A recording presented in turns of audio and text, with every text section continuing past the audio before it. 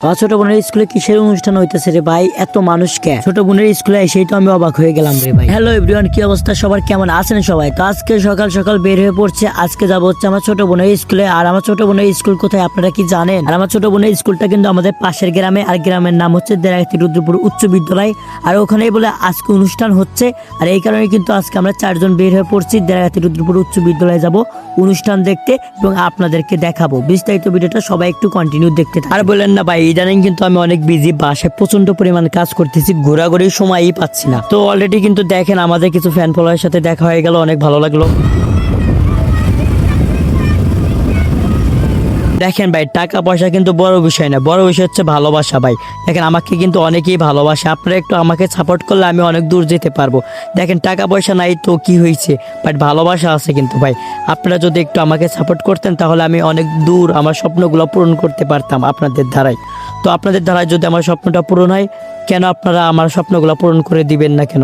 আপনারা একটু কম বেশি আমাকে একটু সাপোর্ট করে দিয়েন ভাই। আপনার দ্বারা যদি আমার উপকার হয়, কেন আপনি উপকার করবেন না বলেন?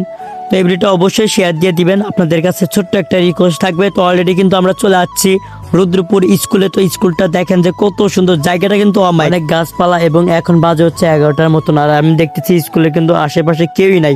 তো আমি কিন্তু পুরাই কনফিউজ, কারণ আমি কি তাড়াতাড়ি চলে আসলাম।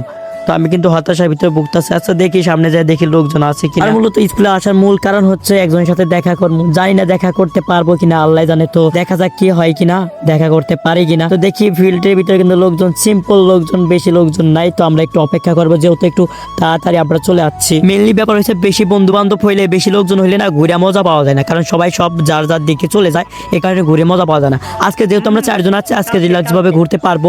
তো ইনশাল্লাহ দেখা যাক একসাথে ঘুরতে পারি কিনা, কারণ হচ্ছে আরো অনেক লোকজন আসবে, অনেক ভাই ব্রাদারের সাথে দেখা হবে। যেহেতু আমি চলে আসছি, অনেক পরিচিত ভাই ব্রাদার আছে আমার, যাদের সাথে দেখা হবে, কথা হবে।